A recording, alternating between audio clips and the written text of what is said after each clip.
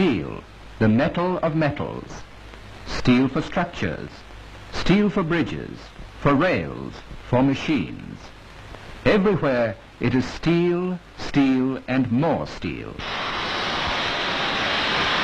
Steel is indeed essential for the rapid progress of our economy.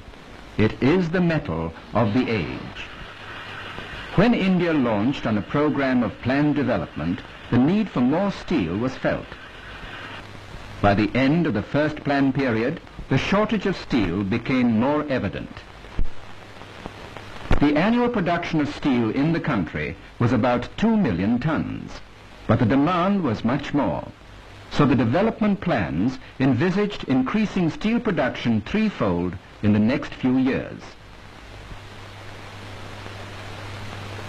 In addition to the expansion of the existing steel mills, 3 new steel plants were planned at Durgapur, Rourkela, and Bhilai.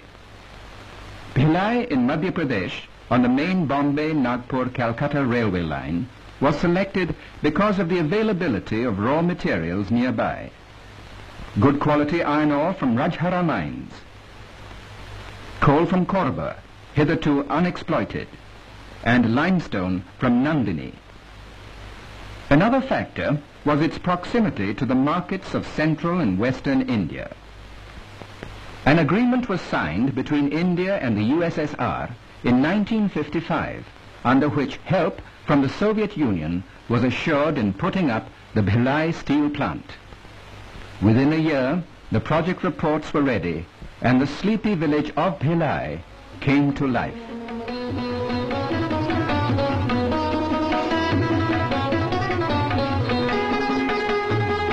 The construction involved the organization of human, material, and financial resources on a huge scale. The cost of the project was estimated at over 1,300 million rupees. About 500,000 tons of equipment from the Soviet Union had to be transported to Bhilai. Hundreds of thousands of cubic meters of concrete had to be poured into the foundations. New methods were adopted in the erection of structurals and mechanical equipment.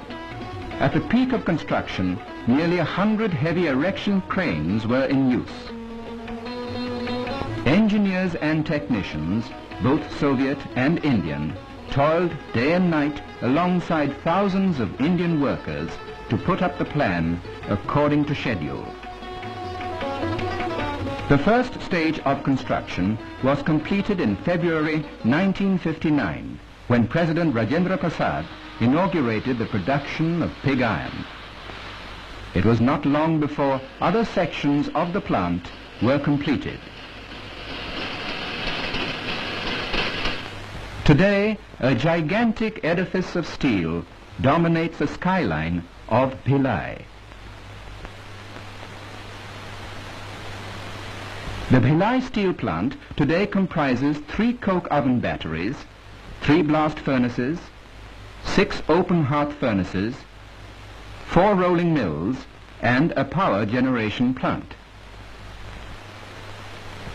The most important raw material for the steel factory is, of course, iron ore, which is stored in the ore yard.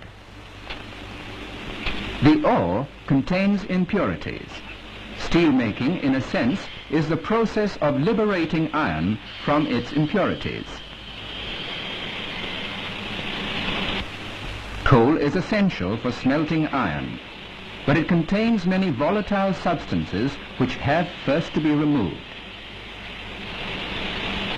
This is done in the coke oven batteries, where coal is heated to a high temperature in the absence of air.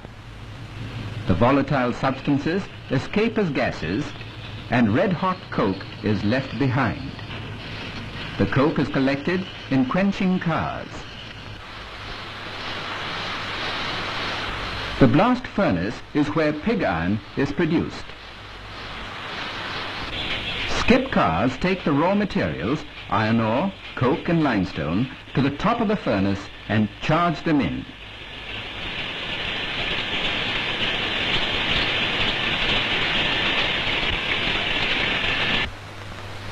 The mixture is heated by hot blasts of air to a high temperature, about 1400 degrees centigrade. The impurities in the ore come out in the form of slag. Molten pig iron is tapped 5 times a day and collected in ladle cars. The slag, being lighter, floats on top and is easily separated from molten iron. The molten metal is poured into molds at the pig casting machine. These castings are then sent onto foundries all over the country to be remelted for making castings.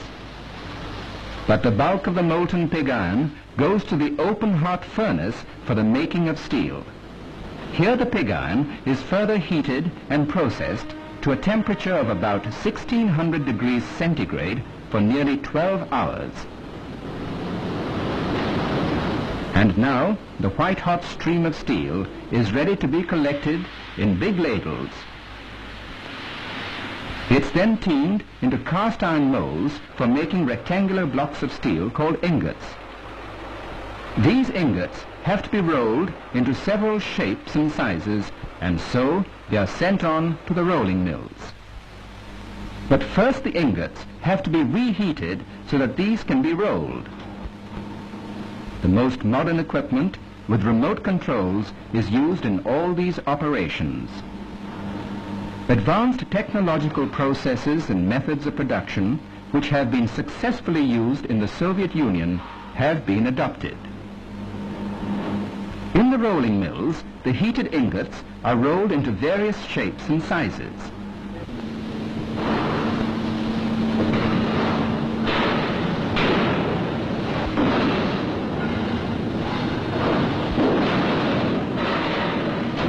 The rolling mills produce billets, rails, and a variety of other structures for which there is an ever-increasing demand in the country. The steel plant has already reached 85% of its rated capacity of 1 million tons of ingot steel per year. During the third plan period, the output of the plant is expected to be increased 2.5 times. The many complicated machines used in the plant need constant attention. The maintenance and repair shop takes care to see that all the machinery works smoothly and efficiently.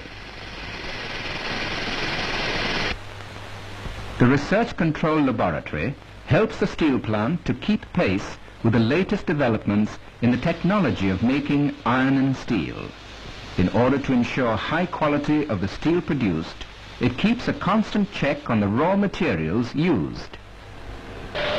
The performances of each unit and the strength of the products are carefully tested. The aim is to achieve maximum output of quality steel at minimum cost.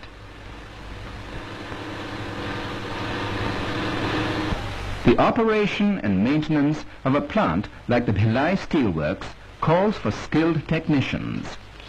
The Technical Institute attached to the plant provides facilities for training workers in various branches. These trainees will man the many jobs in the steelworks in the days to come. Practical training is combined with theoretical lectures.